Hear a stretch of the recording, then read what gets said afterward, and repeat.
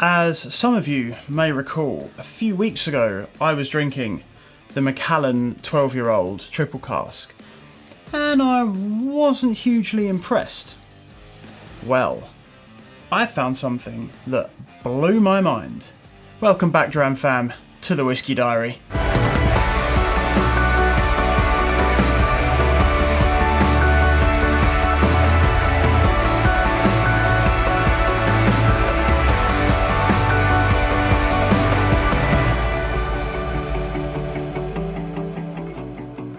So, first things first, I did not release a video last week. It was actually my partner Fran's birthday. It was a big birthday for her, and she's incredibly supportive of me and this channel. And what better way to repay that than spending a weekend eating donuts and hanging out? So let's try and get a few happy birthday friends down in the comments. But anyway, this was the Macallan 12 Triple Wood. And it's fine. I've got nothing against it. I think it's, in summary, I just think it's overpriced. I would highly recommend you go back and watch that video before you check this one out. But as I say, it's fine. It didn't blow me away, and at about £70 a bottle, I wasn't wholly convinced it was worth it. And I still don't.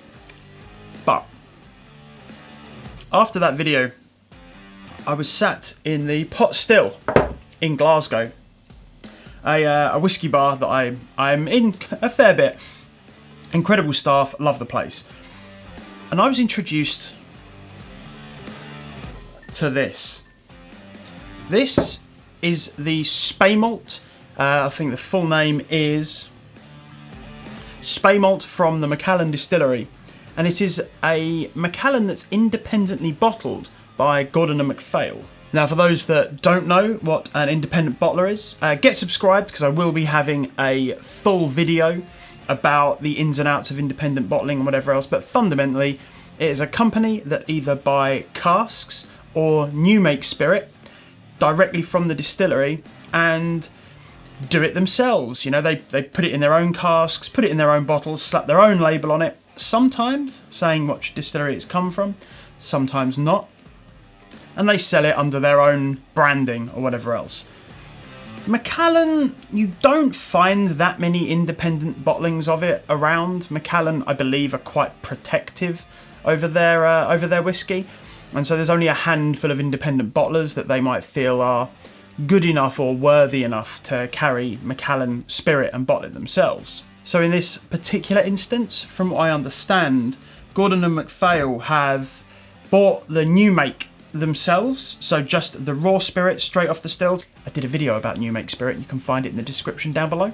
But they bought the new make spirit and they put it in their own casks. They've matured it for however long they deemed it required. In this case, it was a 14-year-old, so I believe this was distilled in 2005 and bottled in 2019, so that'll make it 14 years old.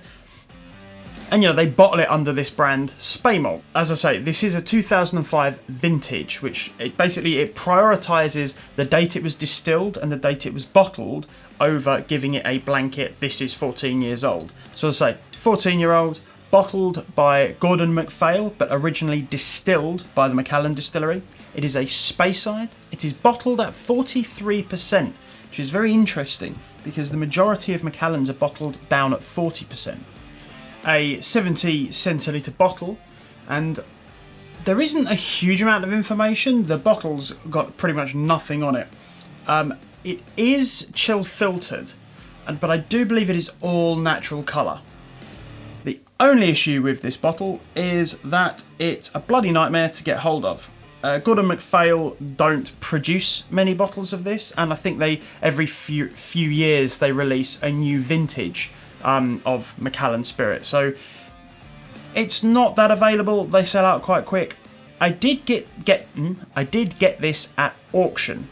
I'm not usually a big auction person. I generally find that you're paying over the odds for things, but in this instance I got it for about the same price that it goes for at retail. I got this for 75 quid plus, you know, the handful of fees and stuff that you always get at auction, so I'm not bothered by how much I paid for it. I think in this instance it was actually kind of worth it. But more importantly, let's get on to tasting it. On the nose, right away, this is a much bigger, juicier whiskey than we saw from the original 12-year-old Macallan. Now, it does have an extra 2 years on it. Now, in my opinion, 2 years doesn't make a huge amount of difference. Macallan are very big on their wood policy. They like to talk a lot about the quality of their wood, the quality of the casks. And one of those things that we often talk about is how active a cask is, how much influence a cask is going to give to that whiskey.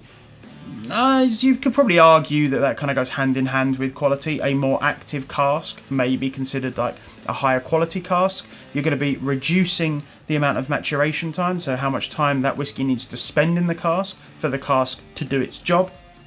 Thus mean you can release whiskey faster and generate more money from it instead of it. 'Cause remember, every day it's sat in that warehouse not being sold, it's costing you money. But anyway, back to the whiskey. As I say, much bigger and juicier. Notes of toffee, vanilla, caramelised banana. As we get used to it, I'm kind of getting subtle notes of allspice. It's got quite a nice spiciness to it. And right on the tail end, toasted like hazelnuts, some kind of a nuttiness that comes through. It's quite like a sweet, delicate nuttiness. But overall, this instantly smells like a much bigger, juicier, fuller whiskey than we saw from the 12-year-old. Onto the palate.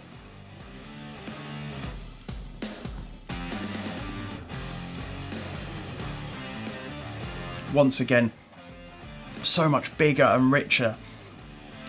The toffee, those orchard fruits, those apples and pears, stewed apples and stewed orchard fruits, that's all still there. Similar to what we saw, but it's just so much richer and heavier and darker as well. It's got a much darker note to it. From the original 12, we saw quite a light, delicate palate. This is much bigger, much bolder. As it develops, a little bit more red apple. Some more of those spices come through. Maybe Sichuan peppercorns. So it's like, it's peppery, but it's not prickly and peppery. It's like a much deeper, richer. I keep saying deeper and richer, but it really is a much deeper, richer pepperiness with maybe a hint of a floral note in there as well.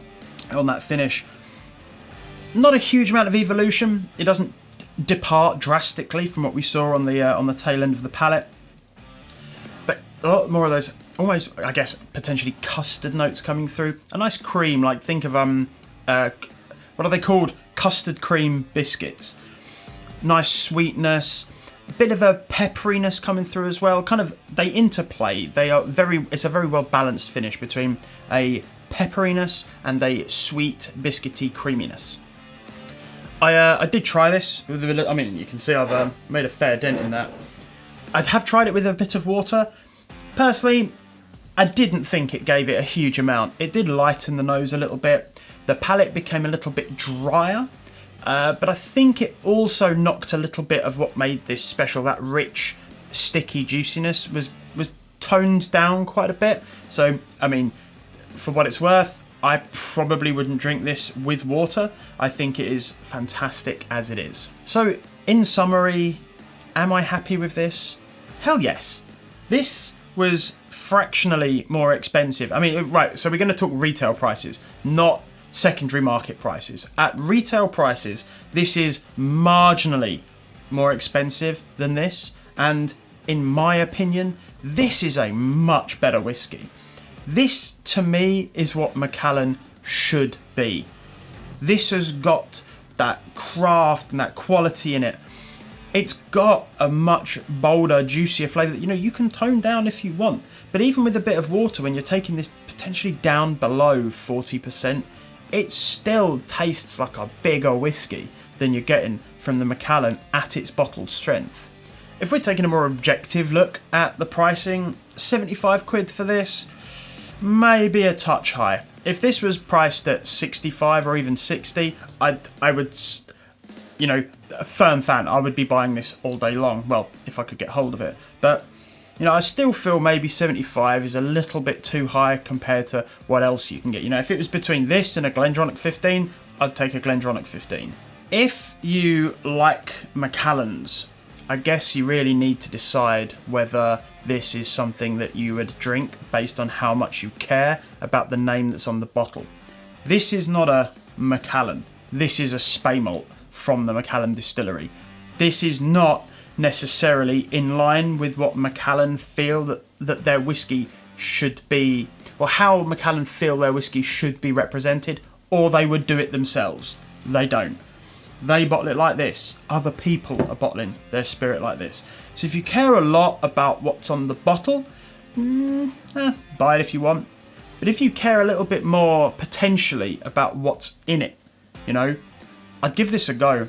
If you're fairly familiar with Macallans and you want to see where else you can go with it, pick it up, man. See if you can scoop a bottle of it. It's fantastic. And if you get a chance to try it, highly recommend giving it a go.